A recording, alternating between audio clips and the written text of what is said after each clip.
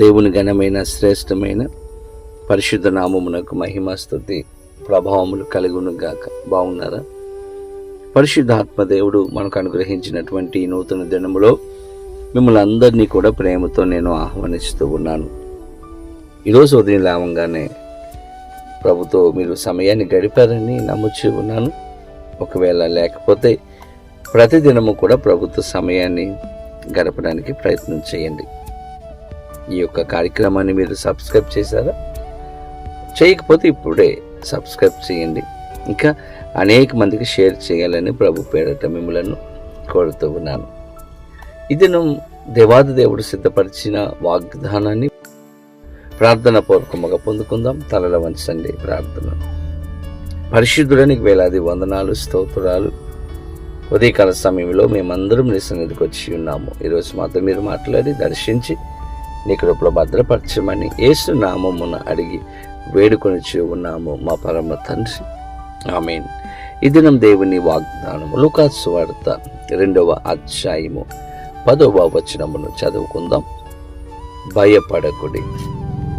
దేవునికి మహిమ కలుగును గాక. చక్కటి వాగ్దానం అండి. భయపడకండి. ఈ వాగ్దానము ఎవరికి అనుగ్రహింపబడిందంటే, పొలములో గొర్రెల మందను కాస్తున్నటువంటి గొర్రెల కాపరులకు దేవాది దేవుడు అనుగ్రహించినటువంటి గొప్ప అభయము. వారు మందను కాస్తున్నటువంటి సమయంలో గొప్ప వెలుగు వారి మధ్యలో ప్రకాశించింది. ఆ వెలుగును చూసినప్పుడు భయపడ్డారు. ఎందుకంటే ఇంతకుముందు ఎప్పుడూ కూడా అటువంటి వెలుగును వారు చూడలేదు. వారి జీవితంలో ఏదో కొత్తగా ఉంది, వింతగా ఉంది. అది చూసిన వెంటనే వారు భయపడ్డారు, ఆందోళన చెందారు. ఇదేదో వింతగా ఉంది, ఇటువంటి వెలుగు ఎప్పుడు మేము చూడలేదు అని వారు అనుకున్నారు. కానీ దేవదూత వెంటనే వరకు ఒక అభయం, భయపడకండి, దావీదు పట్టణమందు నేడు రక్షకుడు మీ కొరకు పుట్టి ఉన్నాడు. దేవుని స్తోత్రం. ఎందుకు భయపడకూడదంటే, రక్షకుడు మీ కొరకు పుట్టి ఉన్నాడు.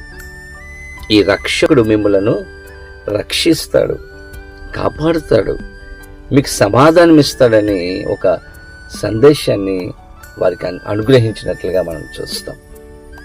నిజమే దేవుని బిడ్డలారా, మన జీవితంలో మనకున్న పరిస్థితులను బట్టి మనం భయపడుతూ ఉంటాం. మనకున్న ఆర్థిక ఇబ్బందులు, అప్పు, కుటుంబ సమస్యలు, మనకున్నటువంటి బలహీనత, వ్యాధులు, వీటన్నిటిని చూసి మనం భయపడతాం, కలవరం చెందుతూ ఉంటాం. ఒక్కొక్కసారి మన భవిష్యత్తు ఎలా ఉంటుందో మనకు తెలియదు. మన భవిష్యత్తును గురించినటువంటి ఆలోచన మన జీవితంలో వచ్చినప్పుడు భయపడతాం. నా కుటుంబాన్ని ఎలా పోషించుకోవాలి, నా బిడ్డలకు ఎలా ఫీజులు కట్టాలి, నా ఇంటి అద్దె ఎలా కట్టుకోవాలి, ఇవన్నీ కూడా ఆలోచించినప్పుడు భయం వస్తుంది. కానీ ఈరోజు వాగ్దానం ఏంటండి? భయపడకండి. ఎందుకంటే మీ కొరకు ఒక రక్షకుడు ఉన్నాడు. ఆయన రక్షిస్తాడు, కాపాడుతాడు, సహాయము చేస్తాడు. దేవుని స్తోత్రం. కాబట్టి ఏ విషయాలలో మీరు భయపడుతూ ఉన్నారు, కృంగిపోయి ఉన్నారు, ఆందోళన చెందుతూ ఉన్నారు, ప్రభు దగ్గరికి రండి, ప్రభుని ఆశ్రయించండి. ఆయన మనల్ని రక్షించేవాడు, తన కృపను అనుగ్రహించేవాడు, సహాయం చేసేవాడుగా ఆయన ఉంచి ఉన్నాడు.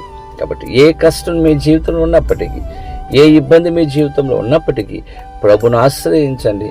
మీకు ధైర్యంనిస్తాడు, మీకు తన సహాయాన్ని అనుగ్రహిస్తాడు, మిమ్మలను బలపరుస్తాడు.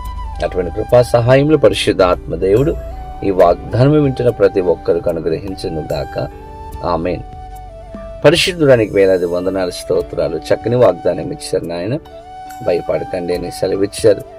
ఎవరెవరైతే భయపడుతున్నారో, ఆందోళన చెందుతూ ఉన్నారో, కృంగిపోయి ఉన్నారో వారికి సహాయం చేయండి, ధైర్యపరచండి, సమాధానం, సంతోషము అనుగ్రహించి ఏ విషయాల కొరకైతే ప్రార్థన చేస్తున్నారో ఆ కార్యాలు జరిగించమని యేసు నామమున అడిగి వేడుకొనిచి ఉన్నాము మా పరమ తండ్రి, ఆమేన్.